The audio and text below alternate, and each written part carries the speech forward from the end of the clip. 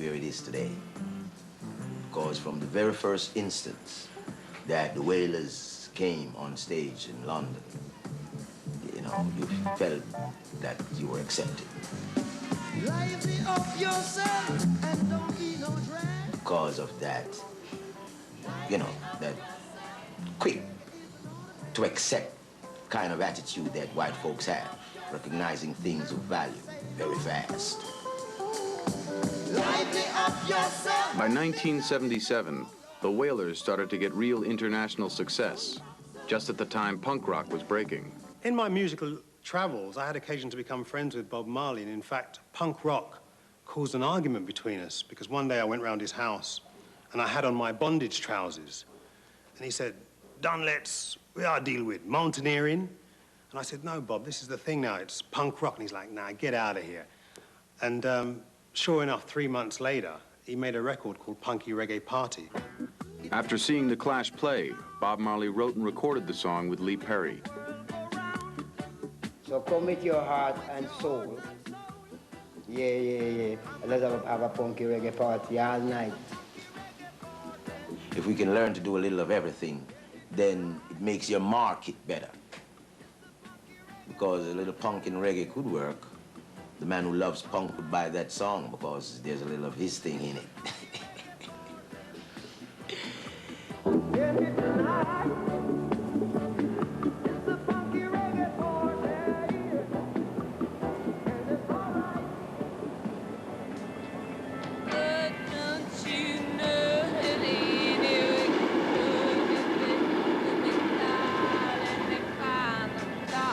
The reggae influence started to reach the New York punk bands as well. Ain't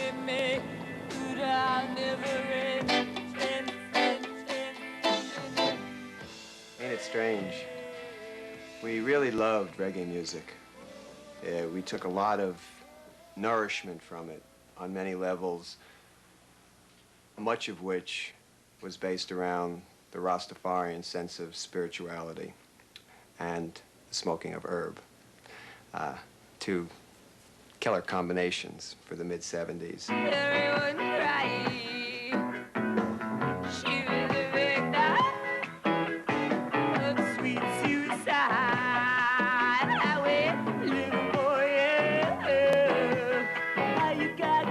Me say we make it down a yard and export it over broad. Mix it down on tape and transfer it to record. Reggae gone international. I saw me tell you reggae gone multinational. Roxanne, you don't have to go on the red light. Roxanne. It seemed as if every punk rocker started to walk with a skank. The new openness to reggae rhythms would prove infectious, and often more commercially acceptable for a mass audience than hardcore punk. Nice girl's not one with a defect, still playing shrink rap so correct. Punk's interest had helped establish reggae as a lasting influence on rock and roll, despite the tragically early death of Bob Marley.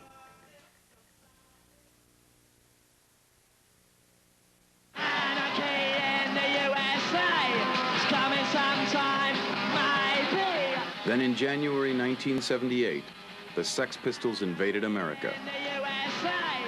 I was asked for the group to play at Madison Square Garden. Sid by then had become a heroin addict.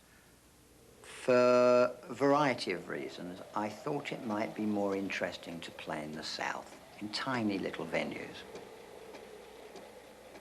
There'd be no point in playing to the north of America, you know, the New Yorks, because you'd be really just preaching to the converted.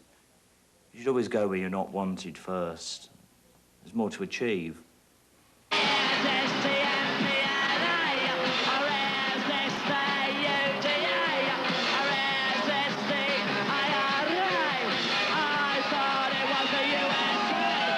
No, they're garbage, man. You know, they're garbage.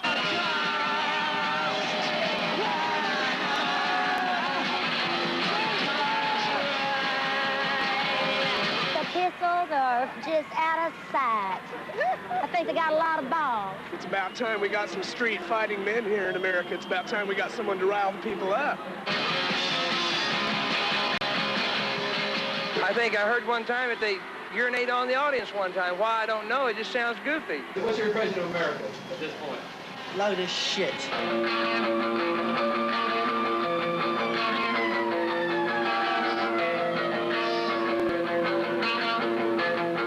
Inside this place, which was called Randy's Rodeo, virtually 2,000 Mexicans. And it was that part of Texas. Sex Pistols boarded the stage. Rotten climbed onto the mic.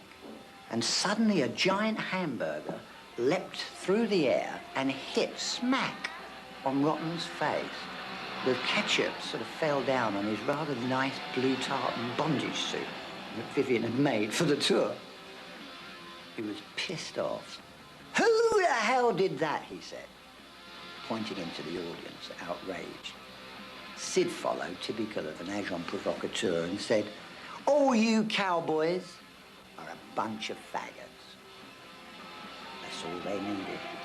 Rushed the stage, brandishing knives, guns going off in the background, and the stage rained non-stop beer cans and hamburgers.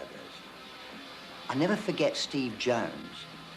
As these cans kept hurtling through the air, he would nut them back like a footballer. At some point, a guy managed to get so near the stage and brandished a kind of a Bowie knife that Sid took the base and with the bottom half of it, he smacked it down on the top of this cowboy's head. He knew that I meant physical harm, and I have to say I was ugly about it. But he came out and hit us over the head with a base. He was hitting us because I was going like this, come on, buddy, and he kept going like this. And I would have been glad to take him on or his buddy Johnny. The Pistols' kamikaze raid was starting to take its toll as they approached the hippie capital of America. By the time the Sex Pistols reached San Francisco, they were virtually not talking to each other. It was like, come and see the circus. The circus is in town, you know what I mean?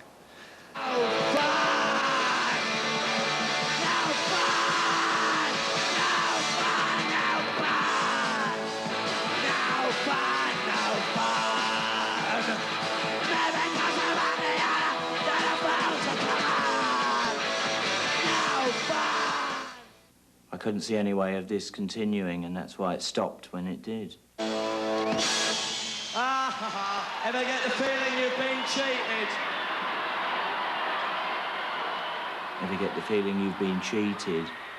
That wasn't directed at the audience, it was directed at us on stage. Because we had been cheated and we cheated ourselves.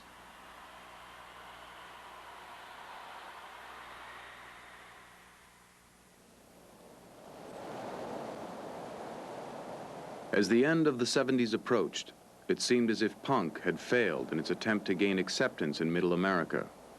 For the original bands in New York, it was time to change if they were to survive.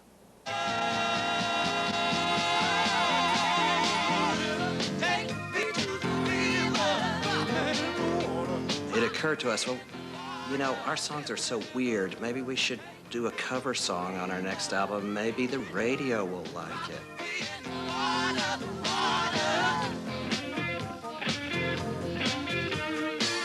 Instead of just, all of a sudden you got something which is making your pelvis not only go in and out, but also side to side. And that would give it that little thing that Bernie Worrell would explain to me later. You know, I would say, now, please explain this to me in musical notation. He'd say, honey, it's like when you're with your lover and you just go, you know, for that little, because you're just coming up to meet him.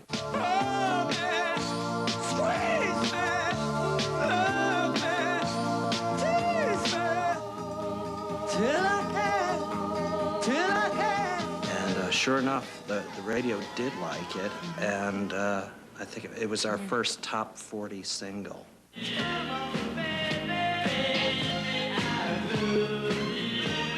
The Ramones went into the studio with Phil Spector, who forced them at gunpoint to add strings. But one